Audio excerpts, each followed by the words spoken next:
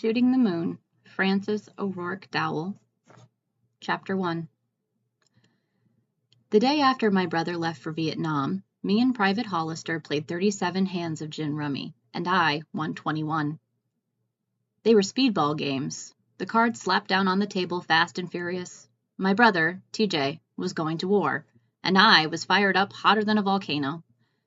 TJ and I had grown up in the Army, and we were the colonel's children, but that was not the same as being a soldier in the very heart of combat. "Whoa, Hoss, slow down," was the first thing Private Hollister said when I'd charged into the rec center that morning, ready for action, but not exactly knowing what to do with myself. I'd been a rec center volunteer for 3 whole days, which had mostly involved picking up crumpled Coke cans from under the pool tables and handing out ping-pong paddles to soldiers. But now I couldn't settle myself down enough to check off the chore list on the clipboard Private Hollister kept on his desk. I wanted to spin around in circles, do jumping jacks, drop on the floor for 100 push-ups. Big things were happening, and in the excitement of it all was running through my veins and winding me up tight. "Here, sit." Private Hollister pulled out his desk chair and motioned for me to take a seat. "You got the look of a girl who don't know whether she's coming or going." He sat down across the desk from me. "You ever play cards? Because back home in Kentucky, when we'd get too rowdy, my mom would get out the cards and get us playing poker or hearts. Just anything to make us sit down for a few minutes and relax." I nodded. All at once my excitement had found a place to land. I took a deep breath to calm myself and tried to look innocent, like a girl who maybe played Old Maid or Crazy Eights from time to time. "Well then, reach into that top desk drawer and pull out a deck of cards. You know how to play gin rummy?" I nodded again. "I think so," I said, sounding doubtful. As a matter of fact, the colonel had taught me how to play gin when I was 6, and there was no one alive who could beat me 2 games in a row. But I kept a straight face as Private Hollister explained the rules to me. Told me about runs and knocks and how to keep score. Private Hollister leaned forward and picked up the cards. "I'll go ahead and deal first, just to get us started. You think you understand how to play?" "I'm pretty sure," I said. "Just tell me if I mess up." He smiled. Private Hollister had the face of a 10-year-old, about 1,000 freckles across his nose, sticking out ears, eyelashes like a girl's. It was hard to believe he was a grown man, but looking around at the soldiers playing pool and pinball, it was hard to believe any of them were full-fledged adults. They all looked like TJ, barely 5 minutes out of high school. "What's got you so full of beans today anyway?" Private Hollister asked, shuffling the cards. "Or are you always this way and I just ain't noticed yet?" I swayed in my seat, the excitement rearing up in me again. My brother just left for Vietnam. He's going to be a combat medic for the 51st Medical Company. He's the 3rd generation in my family to join the Army. I'd join too, if they'd let me. "How old are you anyway? 11? You think they let many 11-year-olds enlist?" "I'll be 13 in December," I told him, sitting up as straight as I could so maybe I would look old and mature. Not that I cared what people thought about my appearance. Even if I wasn't pretty in an obvious way, my hair was just barely blonde instead of golden yellow, and if my eyes were gray instead of blue, even if I was scrawny as a bundle of twigs, there was no doubt in my mind I looked at least 12 and a half.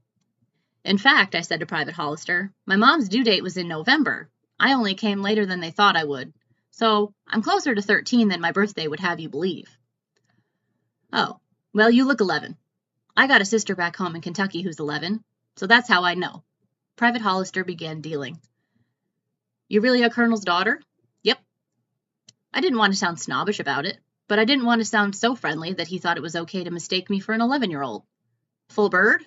I nodded. Man, oh man, Private Hollister shook his head. "I better not mess up around you. I might find myself in country too." "In what country?" "Vietnam. That's what they call it when you're there. They say you're in country, but me, I want to be way, way out of country, if you know what I mean." I shook my head in sheer disbelief. "You're a soldier. You're supposed to fight." Private Hollister put down the deck, picked up his hand. "Maybe," he said. "But from what I've heard, I'd rather be here than there. No offense to your brother." "Actually, he wasn't planning on going," I said, fanning out my cards to see what hand I'd been dealt. "He was supposed to go to college, but then he changed his mind. You want me to start?" "Yeah, go ahead." Then Private Hollister cocked his head to one side and raised an eyebrow, like what I'd said just hit him. Your brother could have gone to college, but went to NAM instead. I discarded, picked up a card from the top of the deck. I guess he got his priorities straight. Man, oh man, giving up college for a chance to dance with a bouncing Betty. One of them things falls at your feet, whammo, it blows right up in your face. Private Hollister shook his head sorrowfully, discarded, drew a card. I picked up his card, discarded, rapped my knuckles against the desktop. Knock. Private Hollister practically fell out of his chair. You're knocking? How can you be knocking already? Beginner's luck, I guess. I spread out my cards on the desk. A run of 5. 7 of diamonds through the jack, plus a pair of 3s and a pair of queens. You scammed me.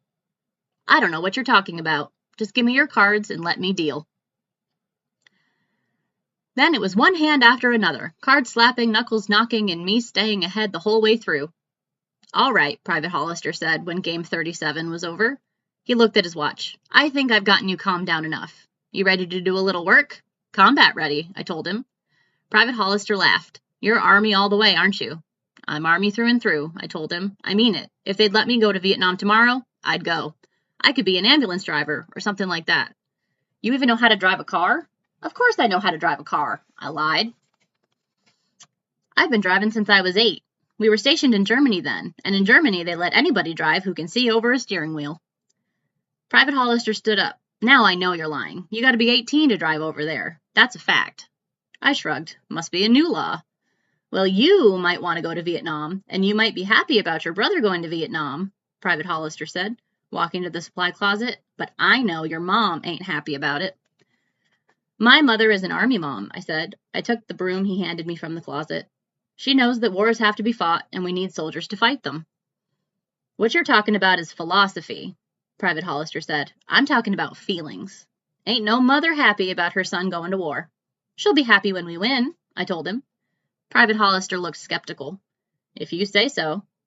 I don't just say so. I know so. And I did know so. I knew it like I knew my name.